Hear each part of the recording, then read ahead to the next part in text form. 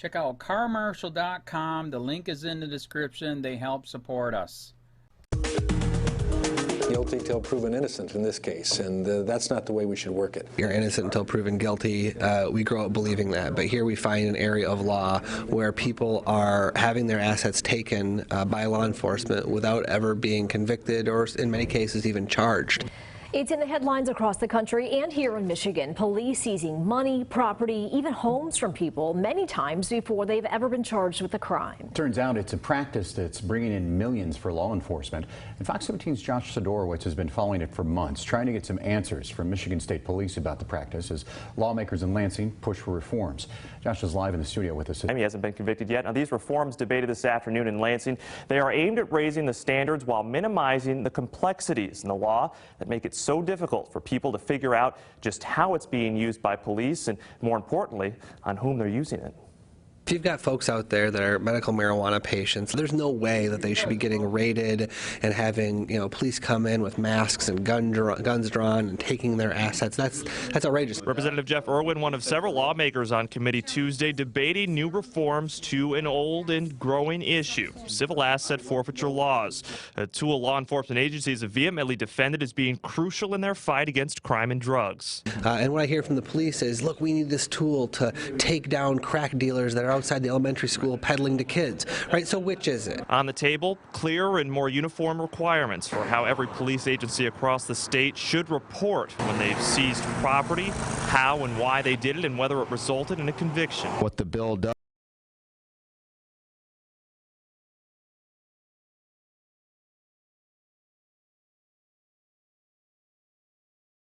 Difficult to stop drug trafficking. Sergeant Zenner with Michigan State Police also testifying Tuesday, telling Fox 17 afterward she doesn't agree with the picture being painted that those caught up in asset forfeitures are being treated guilty until proven innocent. I think largely that's probably the view of the media and trying cases in the papers.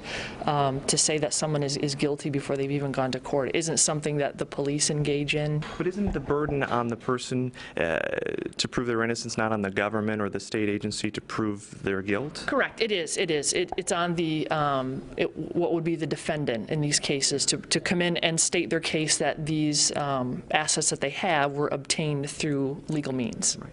But isn't that sort of backwards to how we're normally thinking of how law works? I don't know that it's backwards, but it would be different from some of the other standards that law enforcement and prosecutors engage in.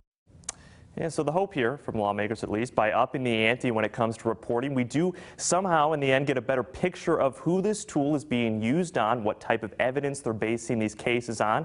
Now, this is still going to take some time here before we get to a final product today. We were just at the tip of the iceberg on this debate, but we'll no doubt keep you posted as this moves forward. We're live in studio tonight. Josh Sidorowicz, Fox 17 News.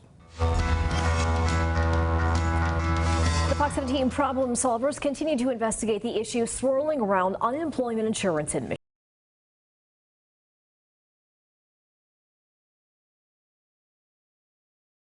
Former state trooper, cops, prosecutors misuse problematic asset forfeiture law. Civil asset forfeiture erodes the public trust in law enforcement. By Evan Carter, February 8, 2018. Editor's note: this article was updated to note that when civil asset forfeiture first began to be used in Michigan, narcotics enforcement would obtain the proceeds of criminal activity. The Michigan State Police detective who helped train the state police in how to conduct civil asset forfeiture says the police are misusing it. Former Michigan State Police Detective Sergeant Ted Nelson, who developed a curriculum on civil asset forfeiture for the department and taught it for more than a decade, made those comments to the State House Judiciary Committee on February 6. The committee hearing was the first of many which are scheduled to be heard on House Bill 4158 over the next couple weeks. After that, the committee may vote on whether to send the bill to the full State House of Representatives.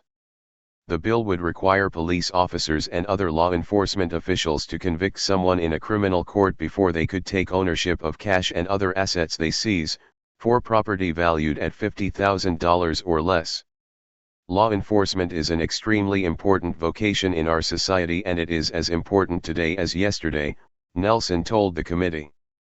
I believe that the policy and procedures of civil asset forfeiture erodes the public trust in law enforcement.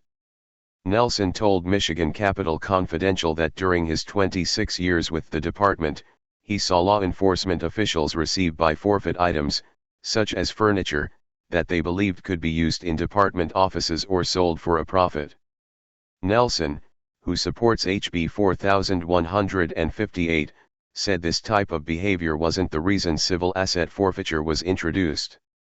Nelson said he first received training on civil asset forfeiture in the late 1980s when the practice was considered part of the war on drugs. At the time, civil forfeiture was used mainly for major drug crimes, in which narcotics enforcement would obtain the proceeds of criminal activity. Nelson developed a curriculum to teach the state police's drug teams. He was the expert state police troopers called when they seized money and they weren't sure it could be tied to a drug crime. We're the foot soldiers of the Constitution and sometimes we forget that, Nelson said. Nelson said he doesn't believe enacting HB 4158 would change how police officers do their job, but he believes it would change how prosecutors do their job. Shelby Township Republican Representative Peter Lucido is the primary sponsor of the legislation. At the hearing, he said law enforcement officials can use mechanisms other than civil asset forfeiture to ensure that those believed to have participated in criminal activity cannot make a profit from ill-gotten gains or get rid of illicit substances.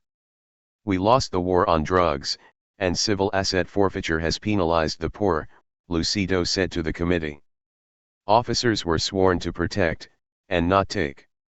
Attorney Michael Comorn, who is president of the Michigan Medical Marijuana Association, Attorney John Shea and National Civil Asset Forfeiture expert Lee McGrath also testified in support of the bill. Not everyone who appeared before the committee supported the bill, however. Waterford Police Chief Scott Underwood said that while he wouldn't directly offer an opinion on the legislation being discussed, he believes civil asset forfeiture is a useful tool for law enforcement. I would say that for the most part, that civil asset forfeiture comes from good police work, Underwood said to the committee. The numbers with asset forfeiture don't lead, they follow.